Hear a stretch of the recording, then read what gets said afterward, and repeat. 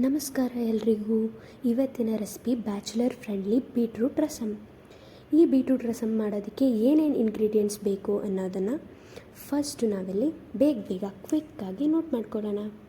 First ಇಲ್ಲಿ ನಾನು ತೊಗೊಂಡಿದ್ದೀನಿ ಬೆಳ್ಳುಳ್ಳಿ ಕಟ್ ಮಾಡಿ ಇಟ್ಕೊಂಡಿದ್ದೀನಿ, ಬೀಟ್ರೂಟು ಒಂದು ಚಿಕ್ಕ ಬೀಟ್ರೂಟು ತುರಿದಿಟ್ಕೊಂಡಿದ್ದೀನಿ, ಸ್ವಲ್ಪ ಕರಿಬೇವಿನ ಸೊಪ್ಪು, 1-2-3 ಸ್ಪೂನ್ ಆಗುವಷ್ಟು ಹುಣಸೆ ಹಣ್ಣು ರಸ, ಹಾಗೂ ಸ್ವಲ್ಪ ಜೀರಿಗೆ ಮತ್ತು ಸಾಸಿವೆ ಒಂದು ಅರ್ಧ ಟೇಬಲ್ ಸ್ಪೂನು, ಒಂದು ಬ್ಯಾಡಗಿ ಮೆಣಸನ್ನ ಕಟ್ ಮಾಡ್ಕೊಂಡಿದ್ದೀನಿ, 1 ಟೇಬಲ್ ಸ್ಪೂನ್ ಆಗುವಷ್ಟು ಉಪ್ಪು, ಹಾಗೂ 1 ಟೇಬಲ್ ಸ್ಪೂನ್ ಆಗುವಷ್ಟು ಆರ್ಗ್ಯಾನಿಕ್ ಬೆಲ್ಲ ಅವ್ರ ಸಕ್ಕರೆನೂ ಬಳಸ್ಕೋಬೋದು.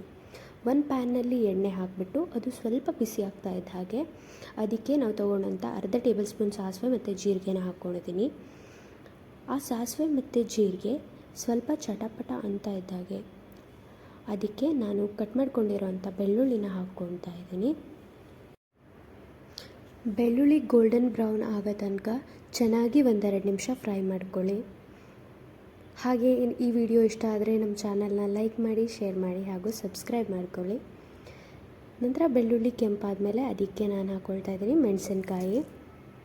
ಬ್ಯಾಡಗಿ ಮೆಣಸನ್ನು ನಾನು ಉಪಯೋಗಿಸ್ಕೊಂಡಿದ್ದೀನಿ. ನೀವು ಇನ್ನೂ ಖಾರ ಬೇಕಂದರೆ ಹಸಿಮೆಣಸಿನ್ಕಾಯಿ ಕೂಡ ಹಾಕ್ಕೋಬೋದು ಅದ್ರ ಜೊತೆಗೆ. ಹಾಗೆ ಕರಿಬೇವಿನ ಸೊಪ್ಪನ್ನು ಕೂಡ ಅದಕ್ಕೆ ಆ್ಯಡ್ ಮಾಡ್ಕೊಳ್ತಾ ಇದ್ದೀನಿ. ಮತ್ತು ಹಾಗೆ 1 ನಿಮಿಷ ಫ್ರೈ ಮಾಡ್ಕೊಳ್ತಾ ಇದ್ದೀನಿ. ಅದಾದಮೇಲೆ ನಾನು ಆ್ಯಡ್ ಮಾಡ್ಕೊಳ್ತಾ ಇದ್ದೀನಿ ತುರಿದಿಟ್ಕೊಂಡಂಥ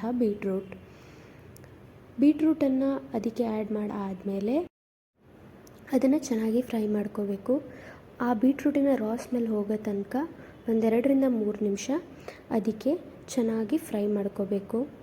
ನಂತರ ಅದು ಫ್ರೈ ಆಗ್ತಾ ಇದ್ದ ಹಾಗೆ ಅದಕ್ಕೆ 1 ಟೇಬಲ್ ಸ್ಪೂನ್ ಆಗೋಷ್ಟು ಉಪ್ಪನ್ನು ಆ್ಯಡ್ ಮಾಡ್ಕೊಳ್ತಾ ಇದ್ದೀನಿ.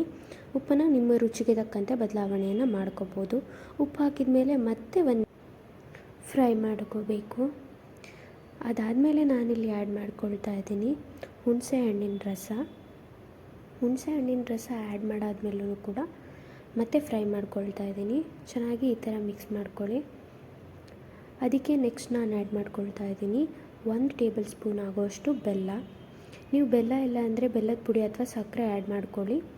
ನಂತರ 1 ಕಪ್ಪು ನೀರನ್ನು ಅದಕ್ಕೆ ಆ್ಯಡ್ ಮಾಡ್ಕೊಳ್ತಾ ಇದ್ದೀನಿ. ಇಲ್ಲ ನನಗೆ ರಸಮ್ ಇನ್ನೂ ತೆಳ್ಳಗೆ ಬೇಕು ಅನ್ನೋರು ಇನ್ನೊಂದು ಕಪ್ ಜಾಸ್ತಿ ನೀರನ್ನು ಕೂಡ ನೀವು ಆ್ಯಡ್ ಮಾಡ್ಕೊಳ್ಬೋದು. ಈ ಥರ ನೀರು ಆ್ಯಡ್ ಆದಮೇಲೆ 1 ಕುದಿ ಬರೋ ತನಕ ಚೆನ್ನಾಗಿ ಕುದಿಸ್ಕೊಳ್ಳಿ. ಅಷ್ಟೇ, ಸಿಂಪಲ್ಲಾಗಿರೋ ಬೀಟ್ರೂಟ್ ರಸಮ್ ರೆಡಿ ಆಗುತ್ತೆ. ಇದು ಬಿಸಿ ಅನ್ನದ ಜೊತೆ ತುಂಬ ಒಳ್ಳೆ ಕಾಂಬಿನೇಷನ್. ನೀವು ಇದನ್ನು ಟ್ರೈ ಮಾಡಿ, ಹೇಗೆ ಅನಿಸ್ತು ಅಂತ ಕಮೆಂಟ್ ಮಾಡಿ. Thank you.